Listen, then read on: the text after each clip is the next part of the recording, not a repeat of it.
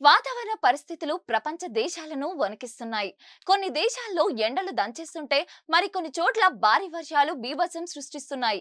తాజాగా బ్రెజిల్ను వరద ముంచెత్తింది. భారీ వర్షాల కారణంగా చనిపోతున్న వారి సంఖ్య పెరుగుతుంది. వందలాది మంది గల్లంతయ్యారు. వేల సంఖ్యలో నిరాశ్రులయ్యారు. వరదలకు బ్రిడ్జిలు, ఇళ్లు కొట్టుకుపోయాయి.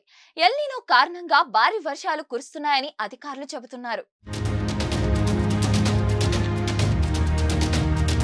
నాన్ స్టాప్ గా పడుతున్న వానలతో వరదలు సంభవించాయి.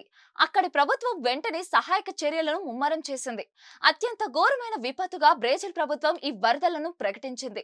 గల్లంతైన వారి కోసం హెలికాప్టర్లతో గాలింపు చర్యలు చేపట్టింది. ఉన్నట్టుండి ఒక్కసారిగా పరిస్థితులు మారిపోవటం అక్కడి ప్రజలను ఆందోళనకు గురిచేసింది.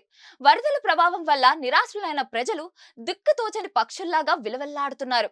1400 మందికి పైగా తమ ఇళ్లను విడిచిపెట్టవలసి వచ్చింది. ప్రభుత్వం సహాయక చర్యలు అందిస్తున్నా కూడా సొంత వాళ్లను, ఇళ్లను పోగొట్టుకుని బాధితులు బాధపడవలసిన దుస్థితి దాపరించింది.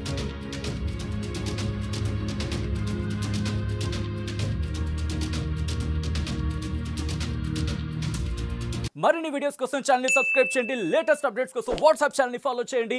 అండ్ లింక్ డిస్క్రిప్షన్ లో ఉంది.